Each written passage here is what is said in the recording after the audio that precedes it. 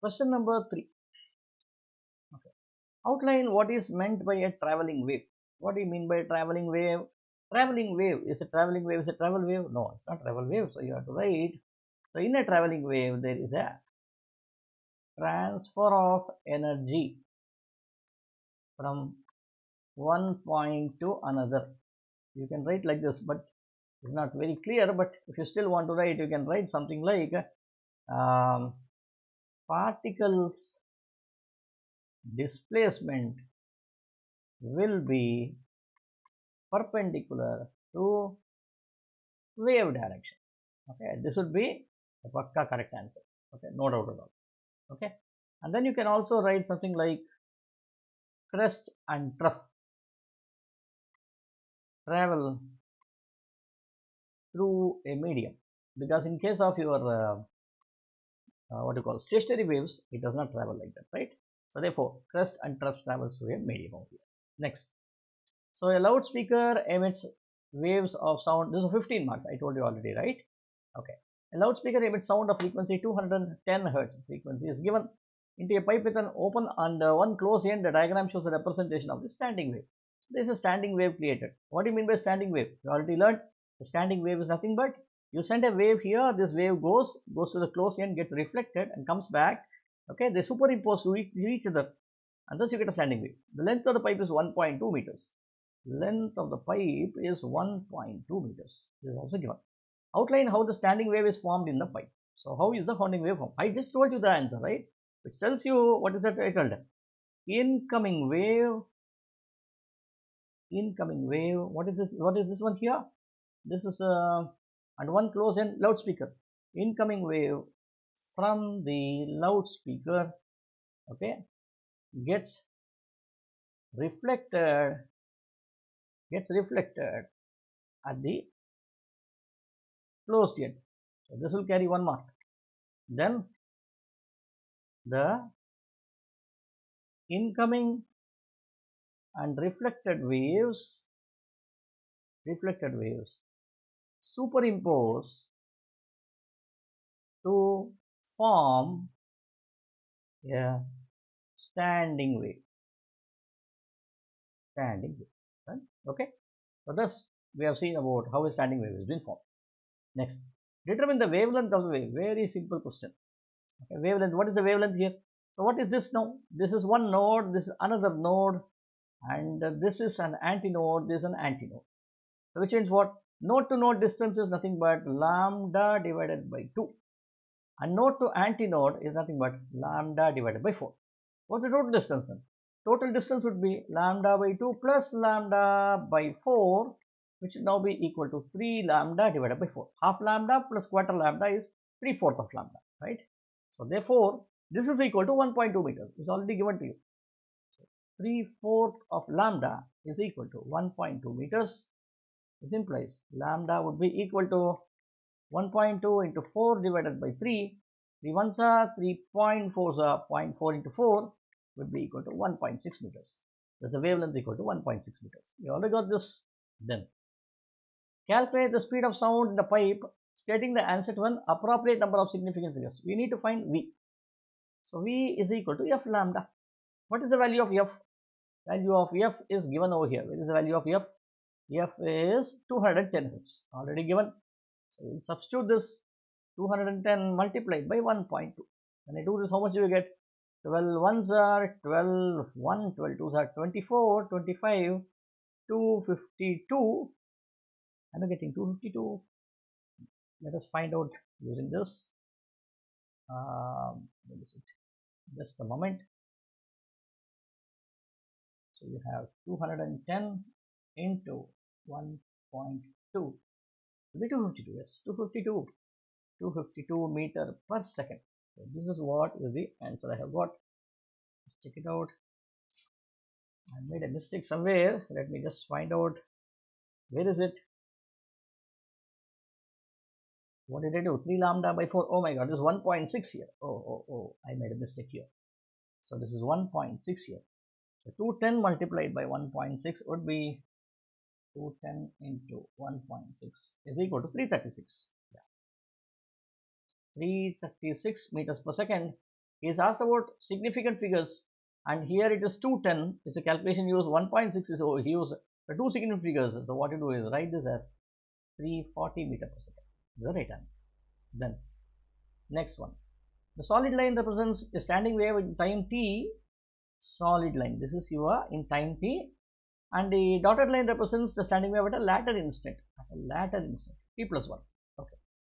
The thought in the equilibrium position of the particle p in the pi. Okay. This is along the axis. That's what it tells you. This is the axis of the cylinder that has been shown. The up arrow indicates displacement to the right, and down arrow indicates displacement to the left. Okay. Now, on the diagram, draw a dot to indicate the approximate position of the point P at time t. Now, what's happening? Let us understand this stationary wave formation. When you say you have a loudspeaker here, what kind of wave is generated? This gives you a longitudinal wave. A sound wave is being given. Okay. When you say a longitudinal wave, what happens? The particles that are present here have a freedom to vibrate. They keep on vibrating here. Now, as we keep on going, now what will happen? These particles, okay, the vibration is restricted like this, and at this point there is no vibration at all. Now, how are the particles vibrating? Do you think they are vibrating like this? They are not vibrating like that, right? They are always vibrating like this. Okay, they are vibrating horizontally like this. They are vibrating horizontally like this. A transverse wave will have the particles vibrating in this direction, the wave moving perpendicular to it.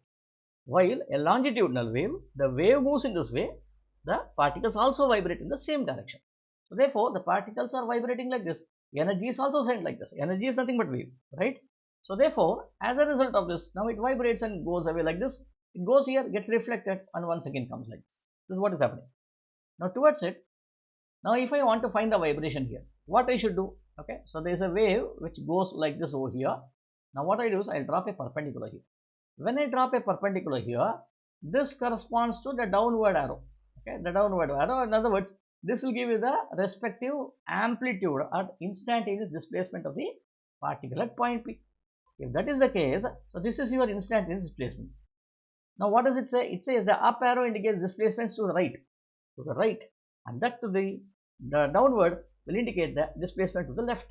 Okay, which means the particle here is supposed to go to the left over here, right? Because it's vibrating like this. Remember, see the way how you write here is like this. Okay, but the way how you vibrate is always in a horizontal way. That is the clue over here, right? Okay, the sound wave does not vibrate like this. Remember this, sound wave always vibrates in a horizontal manner, right? Now we have run this one here. Then, so therefore, a dot to indicate the approximate position P at point P. So therefore, this should be your answer. This is your answer. Then, so I can now write here as to the left. An arrow to indicate the velocity of the position P at time t. See, always remember the direction of displacement and direction of velocity are always in the same direction. It doesn't change. If you want, I will write it down here. Direction of displacement is equal to direction of velocity. So therefore, if you consider in this case, the particle was supposed to go like this. So therefore, that is the direction of the displacement. And that's also the direction of the velocity. So therefore, so here also it is like this. It's like this. Then next, the amplitude of oscillations of the standing wave in B is 4.2 millimeters. Okay, so amplitude is given to you. The mass of the particle is given to you. The total energy of P. Now you see, amplitude is given, M is given. What is the particle doing? Particle is vibrating. When you say particle is vibrating, what do you mean by it? So particle's vibration can be considered to be equal to an SHM. Okay. Now that means you have now converted this problem into an SHM. Now when it is an SHM, how do you find what is the energy of a particle? The energy of a particle is given by half m omega square a square. So therefore, let us substitute all the values. It's simple.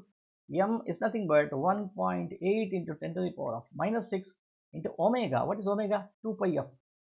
2 pi f the whole square multiplied by a square. What is a square? A square is already given to you.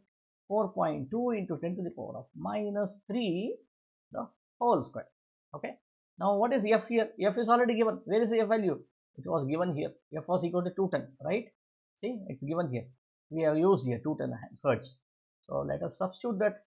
So when I do this, this will become half into 1.8 into 10 power minus 6 into 2 pi into 210 the whole square multiplied by 4.2 into 10 power minus 3 the whole square. Okay, if you calculate this, I have already calculated, I don't want to waste time. So let me tell you what is the right answer directly here. You will get the answer as 27.67 into 10 to the power of minus 6 joules. Okay, but if you keep it in an appropriate significant figures, so the right answer according to your marking scheme which is given here would be 2.8 into 10 to the power of minus 5 joules. You can write like this. Okay, next, the displacement of point P when its kinetic energy is equal to potential energy. What is that we have calculated? Total energy.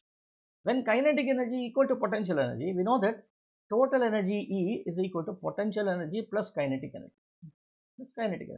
When these two are equal, I can now write that this should be 2 times potential energy.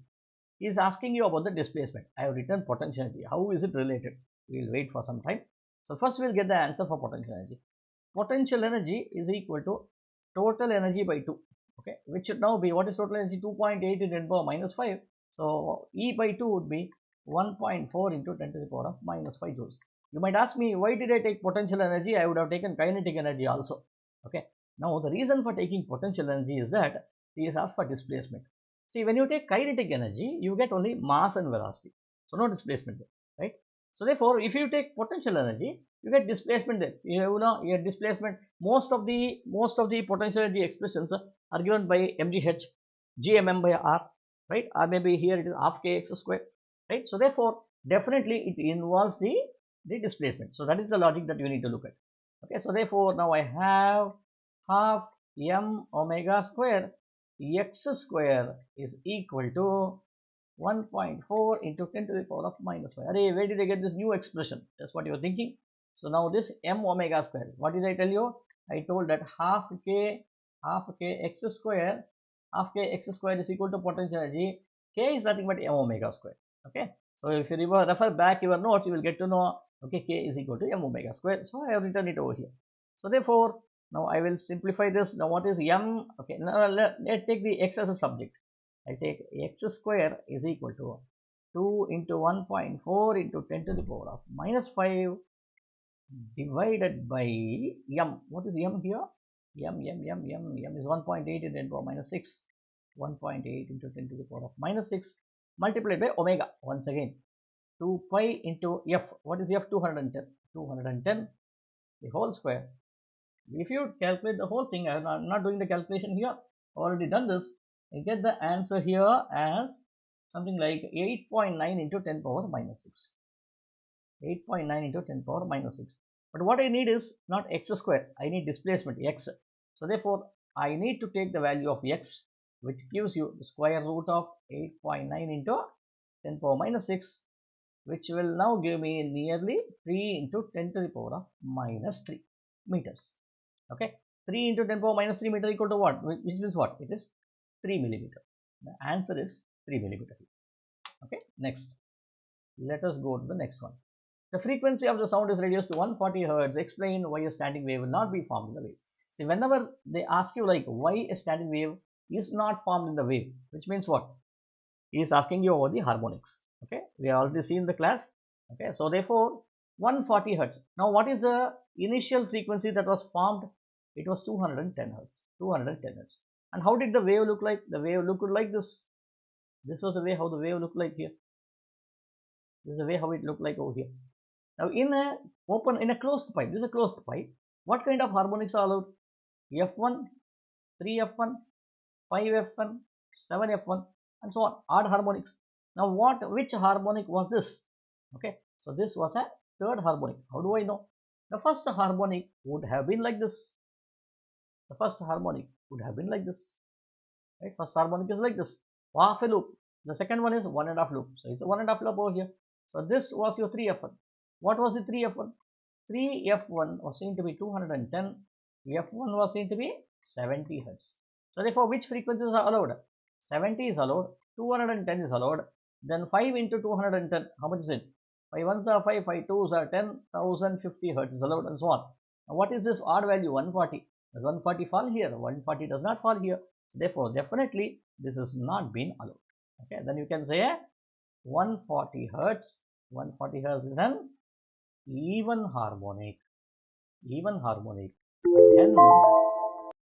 and hence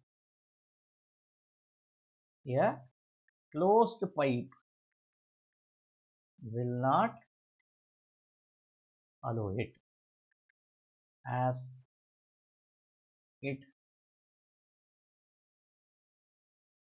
only allows odd harmonics. Okay, if you write so much, definitely you will get the full mark. Okay, do not stop here, write the full inference over here. Okay, fine. So with this, we'll come to an end to this particular question. Tomorrow we'll see the next question. Thank you.